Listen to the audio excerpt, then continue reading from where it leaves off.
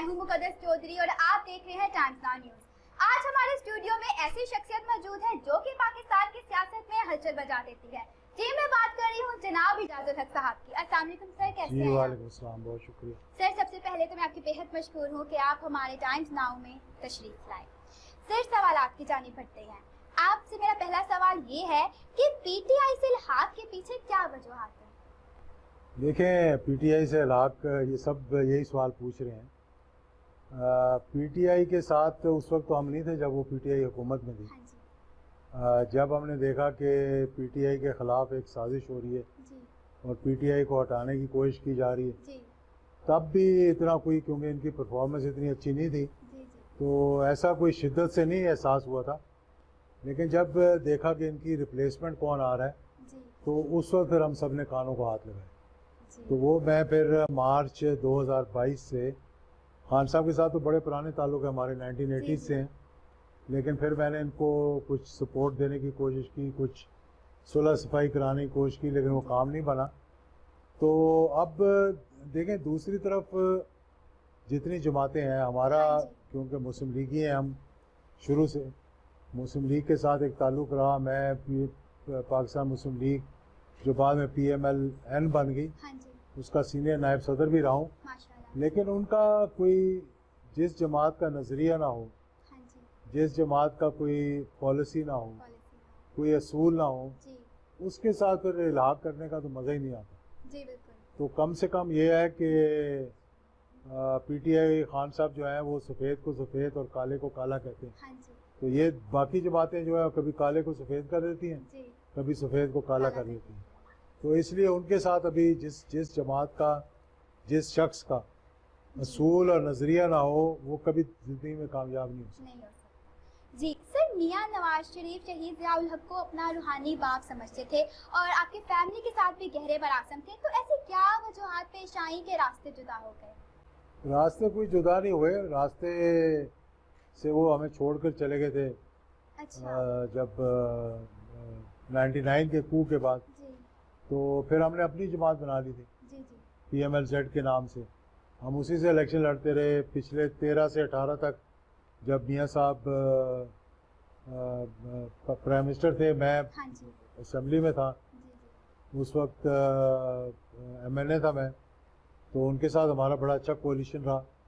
लेकिन वो हमेशा ये करते हैं कि कहते कुछ हैं करते कुछ हैं। तो उन्होंने कहा जी हम इकट्ठे चलेंगे, और जब इलेक्शन का टाइम आया तो वो देखते हैं कि इसको हराने के लिए कोई ना कोई बंदा खड़ा कर दे। तो इसलिए बस फिर अब समझ लें, रास्ते सियासी जुदा है। वैसे अखलाकी तौर पे लाजमी बात है कि उनके दिल में भी एहतराम होगा, हमारे दिल में भी एहतराम। जी सर, कभी मियां नवाज शरीफ ने आपको पार्टी में वापस आने का कहा? पार्टी में वापस आने का तो नहीं कहा, उन्होंने तो शुक्र किया होगा कि ये पार्टी को छोड़कर चला गया, क्योंकि हमारी जो लीडरशिप है ना, उसमें एक बड़ा एक कॉम्प्लेक्स होता है। हाँ, वो कभी ऐसे शख्स को नहीं बर्दाश्त करते जिसको 4 लोग पसंद करते हों या मोहब्बत करते हों। कहते जी ऊपर मैं हूँ तो उससे ऊपर अल्लाह भी है, तो नीचे कोई भी ना हो। सर, क्या आप समझते हैं मुल्क को दरपेश सियासी माशी बुहरान से निजात का वाहिद हल इमरान खान है? ये तो कोई भी नहीं कहता कि इमरान खान है। इस सारे हल, जो इसका हल है, वो है एक कंटिन्यूटी और स्टेबिलिटी, यानी कि मुस्तकिम हुकूमत हो और तसलसल हो।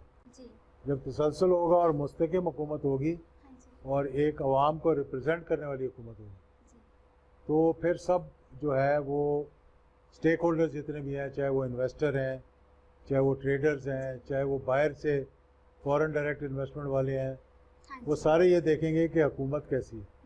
मौजूदा सूरत हाल में जो परसेप्शन है मौजूदा हुकूमत की कि इनको जेलों के बजाय हुकूमत में बैठा दिया गया है, तो इसलिए इनके साथ ना अंदरूनी तौर पर लोग मुत्तफिक हैं, ना बैरूनी तौर पर लोग मुत्तफिक हैं।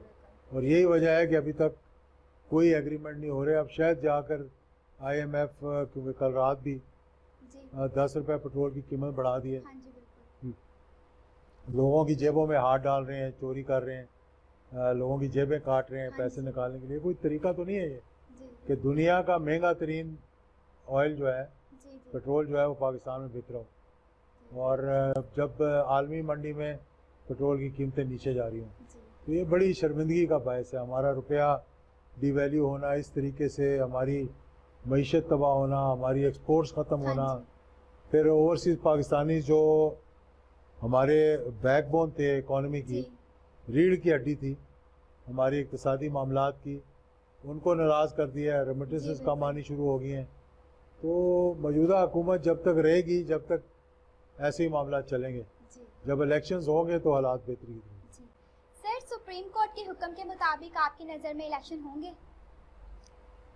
موجودہ حکومت کے ہوتے ہوئے تو الیکشنز یا تو یہ کہتے ہیں ہماری موت ہے, اور یا ہمارا وجود رہے گا یا ان کا وجود رہے گا. سر, موت سیاسی طور پہ موت کیسے ہے؟ ہاں جی, موت ایسی ہے کہ پبلک میں اب ان کی پذیرائی ختم ہوگی. اور یہ جو پنجاب کا حوالہ میں دیتا ہوں, یہ جی ٹی روڈ کی پارٹی تھی, لوگ کہتے ہیں جی ٹی روڈ کی پارٹی ہے.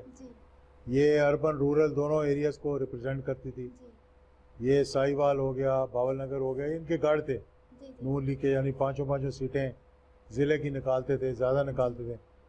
اب حالت یہ ہو گئی ہے کہ ان کی کارکردگی دیکھ کر, جہاں جس حکومت کے ہوتے ہوئے اگر 22 لوگ آٹے کی لائنوں میں لگ کر شہید ہو جائیں تو اس حکومت کا کیا پھر دیکھیں تاثر ہوگا باہر.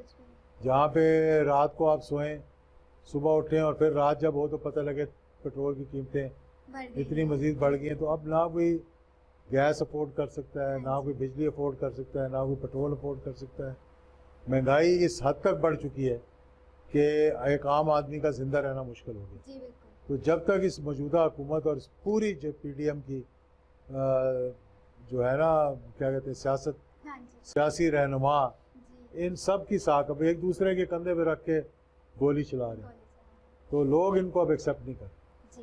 سر, آپ سمجھتے ہیں کہ آئندہ انتخابات میں اسٹیبلشمنٹ بالکل نیوٹرل کا کردار ادا کرے گی؟ اسٹیبلشمنٹ کہتی تو ہے کہ ہم نیوٹرل ہیں, اللہ کرے کہ وہ نیوٹرل رہیں. ماضی میں تو کوئی اتنا اچھا تاثر نہیں ہے اسٹیبلشمنٹ کا نیوٹرلٹی کے حوالے سے, کیونکہ بہت مرتبہ انہوں نے کہا کہ ہم نیوٹرل ہیں, لیکن جب اقدامات ہوتے ہیں تو پھر لگتا ہے کہ نیوٹرل نہیں ہے. لیکن اس دفعہ اگر یہ نیوٹرل ہے, اور جو پچھلے ضمنی انتخابات ہوئے تھے جولائی میں اور پھر اکتوبر میں, اس میں انہوں نے ایک بڑی اچھی نیوٹرلٹی کا کردار ادا کیا تھا, اور پھر آپ نے دیکھ بھی لیا تھا کہ الیکشن کس نے جیتے. سر, آپ کے حوالے سے کچھ خبریں آ رہی ہیں کہ ساہیوال سے آپ الیکشن میں کھڑے ہو رہے ہیں. دیکھیں, مجھے ویسے تو بہت سے یہاں سے دوستوں نے کہا تھا دونوں حلقوں سے ساہیوال کے, تو پھر جب ہمارا پی ٹی آئی کے ساتھ ایک قسم کا انڈرسٹینڈنگ ہوئی ہے, یا میں شامل ہوا ہوں اور ان کے ساتھ مل کر الیکشن لڑیں گے, تو خان صاحب نے ریکویسٹ کی مجھے.